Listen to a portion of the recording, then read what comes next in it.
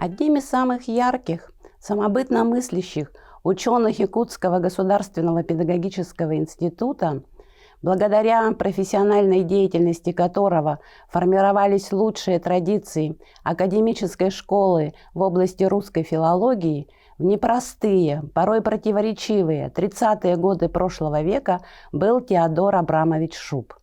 У Теодора Абрамовича типичная для тех лет биография. Родился в городе Бердичеве, в семье рабочих, закончил историко-лингвистический факультет Ленинградского государственного университета, аспирантуру Институт истории, философии, языкознания и в 1936 году по направлению партийного руководства и по личному приглашению директора пединститута Ивана Пудовича Жегусова приехал в Якутск исполнять обязанности заведующего кафедрой русского языка и литературы. Как писал Теодор Абрамович в своей автобиографии, он учился у знаменитых лингвистов Николая Яковлевича Мара, Ивана Ивановича Мещанинова, Сергея Петровича Обнорского, Льва Владимировича Щербы. Профессиональная деятельность в довоенные годы в Якутском педагогическом институте строилась параллельно с учебным процессом.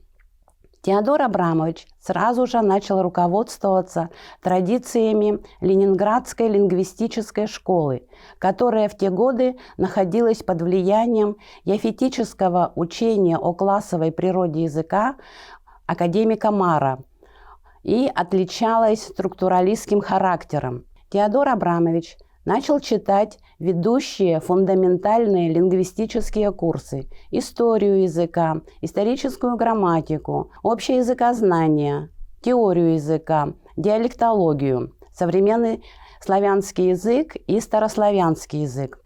Лекции Теодора Абрамовича отличались вузовским академизмом, составляли единую систему подготовки специалиста в области русской филологии. Теодор Абрамович стал первым в Якутском пединституте, который внедрил жанр научного семинара. В семинаре Шуба студенты занимались подготовкой первых своих научных сочинений, учились работать с источниками, писали рефераты, курсовые работы.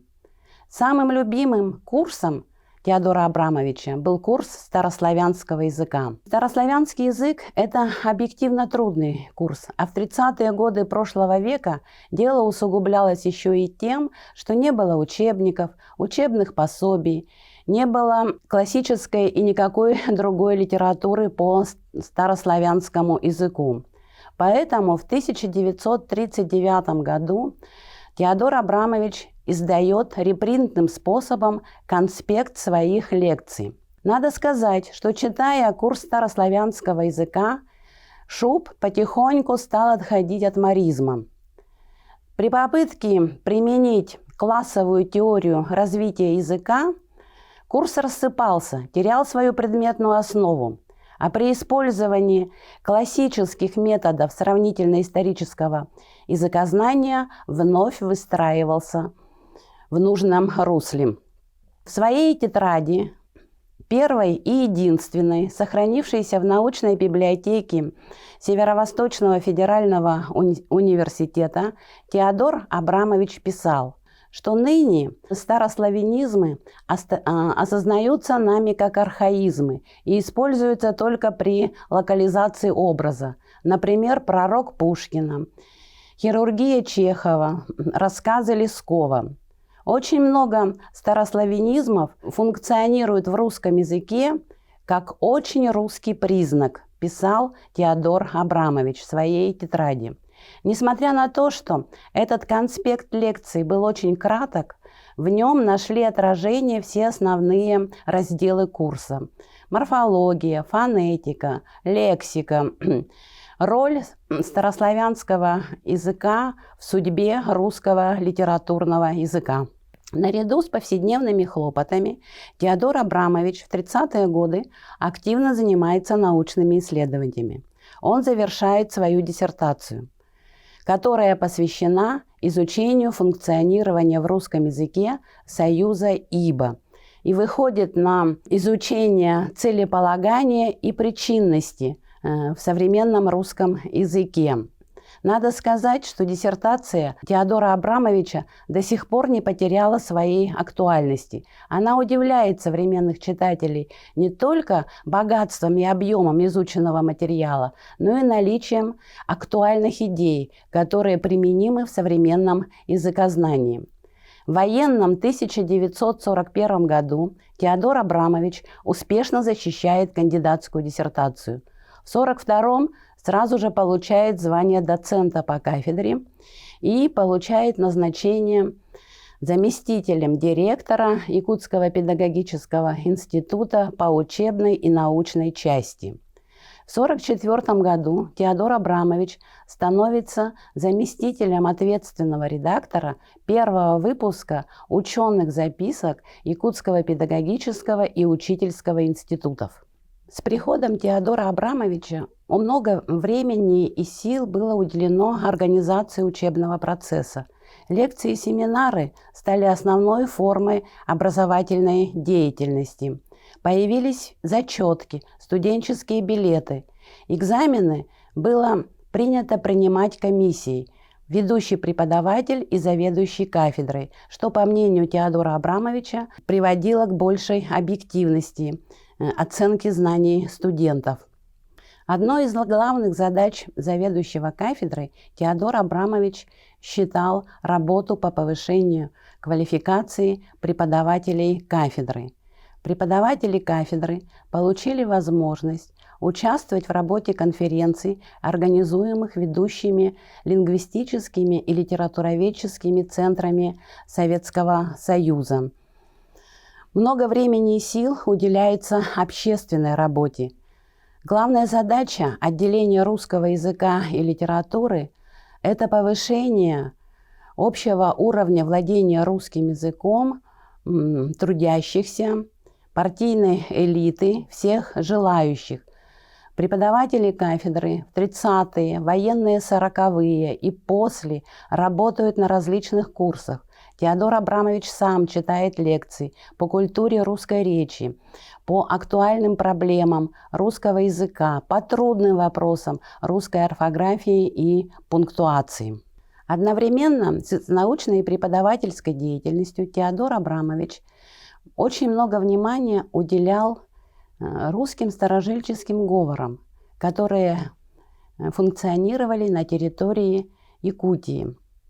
Он, еще будучи студентом в Ленинграде, прочитал книгу Владимира Михайловича Зинзинова о пребывании в русском устье. На него эта книга произвела огромное впечатление, особенно портреты новгородцев, которые оказались на самом берегу Северного Ледовитого океана. Их речь, их былины, их сказки, их песни, записанные Зинзиновым, восхищали Теодора Абрамовича Шуба. Так на кафедре начало формироваться диалектологическое направление, которое вылилось впоследствии в целую школу, главной задачей которой стала лексикография, составление диалектных словарей, говоров русского устья в том числе. В 1943 году Теодор Абрамович Шуб получил новое назначение. Ему пришлось уйти с любимой преподавательской работы и возглавить Институт языка и культуры, который открылся после закрытия в 1943 году. Работая в институте, Теодор Абрамович исполнил свою мечту. В 1946 году была организована экспедиция в поселок Чекурдах и село Русское Устье для сбора диалектного материала и с этнографическими задачами. По материалам этой экспедиции ученый не раз выступал по этой проблеме со статьями и рецензиями в научной печати Советского Союза. Помогло то, что Теодор Абрамович свободно говорил на 4 языках – на русском, немецком, польском, белорусском и украинском.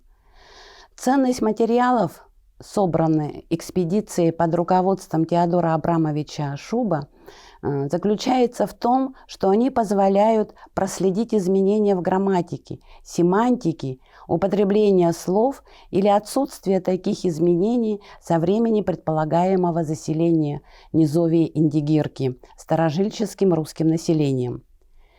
Исследована, например, судьба древнего русского звука, изображаемого буквой «ять», многочисленные следы формы двойственного числа, формы аориста, беспредложного управления падежей и другие интересные факты, которые удалось зафиксировать экспедицией под руководством Теодора Абрамовича Шуба.